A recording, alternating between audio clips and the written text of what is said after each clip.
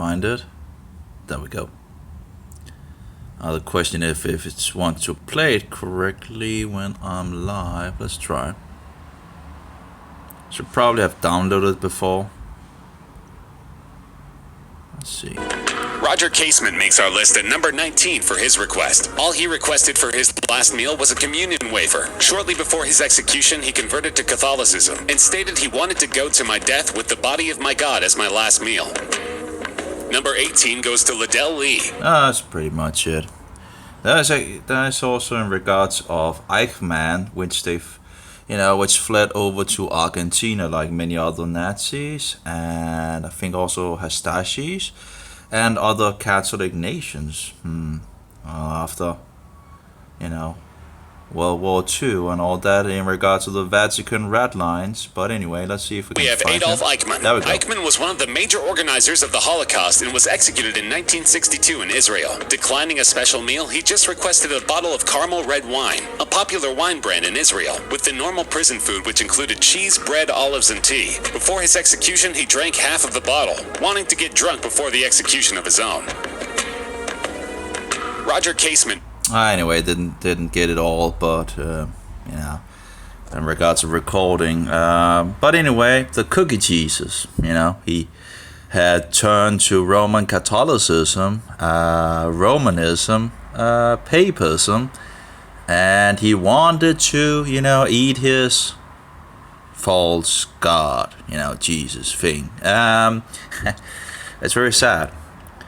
I was actually also looking into in regards of anti-Catholic stuff, and the other website I had was actually very in regards of anti-Catholic things, and I actually found a place where it actually was more to have more information, but it's the same question, but it's more information, and so. I looked it up and I have seen it before, but I think it's some years ago because, my memory, I'm not sure, but okay, I think I've seen it. Pretty sure I've seen it before, but again, this is in regards to finding anti-Catholic materials in a bookshop or bookstore. In a Protestant bookstore. Oh, it's insanity. Oh, a Roman Catholic goes into a Protestant bookstore, and what does he find? Oh, he finds a bunch of anti-Catholic material on the shelves. What should I do? Going to a Protestant bookstore, who protested the whore and the Antichrist number, Antichrist with the number 666, the so-called Pope and all that, the Pope, his unholy, this unholy figure, his most smelliness and all that, and, protesting the system,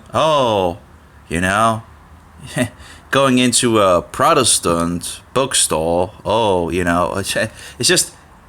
it's insane, you wouldn't think that there would be any books against Roman Catholicism in Protestant bookstores who in the past, because in our days it seems like we pretty much don't know anything, but the Protestant protested this wicked insanity system, yet this Roman Catholic is like surprised that he would find any anti-Catholic material in a Protestant bookstore. The insanity of it. But anyway, they gave him some advice in regards of how they can try to get these books off the shelf. Now, I'm not even sure there is that many books, in regards of Roman anti-Catholic things anymore, sadly.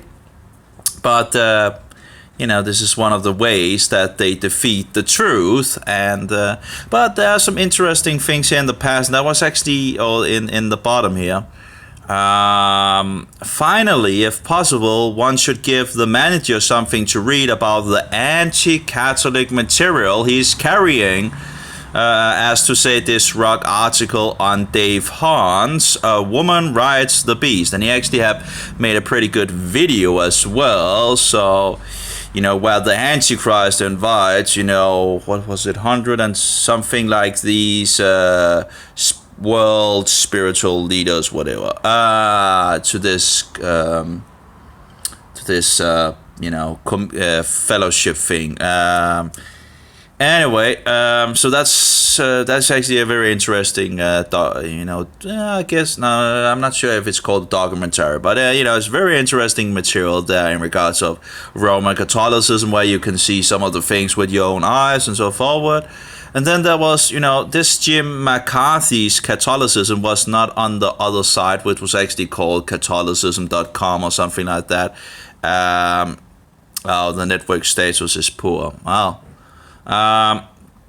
So the beast of Jim McCarthy's Catholicism, and he actually has a video as well that seems to be kind of pretty good as well in regards of exposing things, but that was actually one that wasn't on the other Catholic page.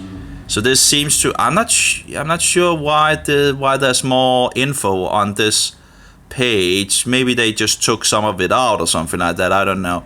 But anyway, then we have in regards of Alberto Rivera as well.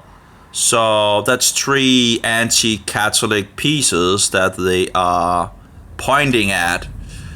And of course, that's always interesting to so anyway, in any case, I did see another video, I think from the US, in regards of anti-Catholic bigotry or whatever they call it, where they sit like an hour or something like that and talk about the US anti-Catholic things and all that, and they point out books and things, and again, you can learn a lot from, even if a group of Christians have been destroyed, you can learn a lot from them by their opponents in some sense, speaking about them.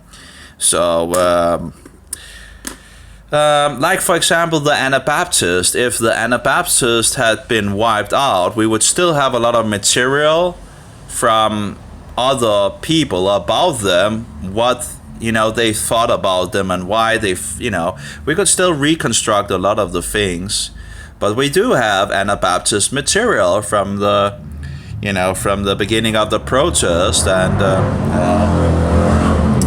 sorry about that. People have a way of making things noisy. Any case, on purpose, But in any case, what did I? But anyway, yeah, you would still be able to reconstruct a lot of the Anabaptists in regards to they didn't use curse words. They tried to live a life with they tried to live the righteous life, and so forward. And they were, what shall we say, slandered or attacked because they actually, that's the thing. They're the people are tagging them for doing what Jesus did, so it's just, it's kind of insane, but still, so of course, you can use both information sources from the Anabaptists directly, the Mennonites, the armies, my favorites, the Hutterites, of these groups, the Brethren, and then you of course can use the material from the opponents that didn't really I don't understand, it's very sad to see that both from Catholics and Protestant side that they actually attacked the Anabaptists, which actually, they called them extremists or radicals or, what was, I can't remember, but anyway, they were seen as, it's very weird. And I think they got to the closest in regards to truth. They still had some issues. We all have issues. But I think they got the closest.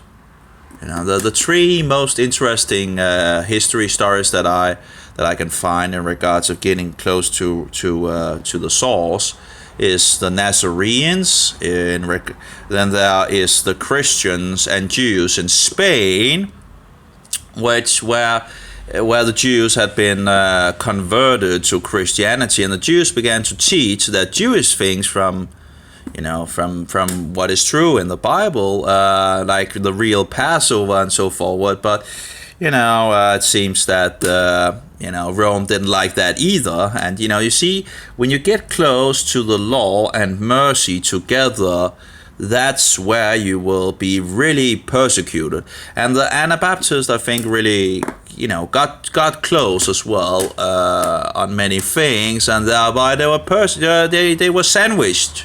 Like the Nazarenes were sandwiched by the Christians and the Jews, hated by the Jews because they accepted Jesus as the Messiah, and hated by some Christian groups because they still kept to the law. So, anyway, when you get the law and mercy together, that seems to be the place where Satan is most active, attacking people. Anyway. So it's just something interesting, and if anyone wants to look deeper into Roman Catholicism, they can go to some of these sources. Dave Hunt's video is very nice. The James MacArthur Catholicism seems to be pretty nice, exposing some things as well. I've downloaded it again, and some of the things are interesting for sure. And you just get more and more of the picture of Roman Catholicism, of Romanism, of papism, and this wicked, insane system that has persecuted the saints for hundreds of years. And now now the Protestants, which protested against the system, are now, apparently returning to the man of sin, the man of the number 666, the seat and office of the Antichrist, who has been given his dominion and power and rule by Satan. But anyway. Apparently, the Christians apparently don't know anything in our days. And a lot of them don't want to know about it. It's very sad. So here we see some of the information in regards of, first, one should point out the orthodoxy of the universal church, citing its samples of things that the manager will recognize, and blah blah blah and blah blah blah blah, and goes on. What do you think if you go into a Protestant store, you should find material in regards of the protest, right? So, but anyway, I'll stop now. But it's just insane, it's insane how they use these wicked deceptions and, ways of, censoring and removing the truth and the true history, and how it's incredible they actually have been able to remove so much of history, so much of real history. And then, of course, they just give the Jews the fault. It always seems to be the Jews that is getting the fault, because they needed a scapegoat, because a huge amount of the Western world was now protesting against the Antichrist. So you have to find a scapegoat, right? They knew what happened before. So what do? Well, you fix a scapegoat. So every time you can always give the fault to the Jews, right? And then people pointing to the Jews. Oh, it's the Jews, and blah, blah, blah, blah. Well, maybe it's, the Antichrist, according to the Bible, history, and prophetic. It's insane. Yeah, anyway.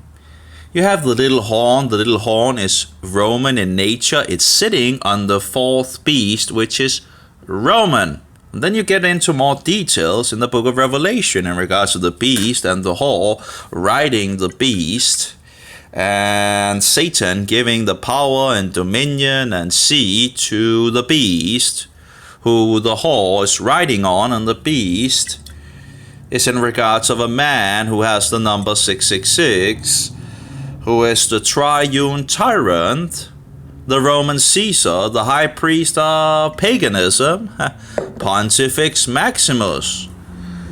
Anyway, that's just insane.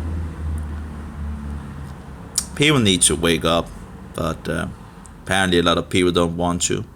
They don't care about the truth. And when we don't care about the truth, we lose it all. Anyway, I'll stop it now. Have a good day, all of you, and may Jehovah bless you. Bye-bye.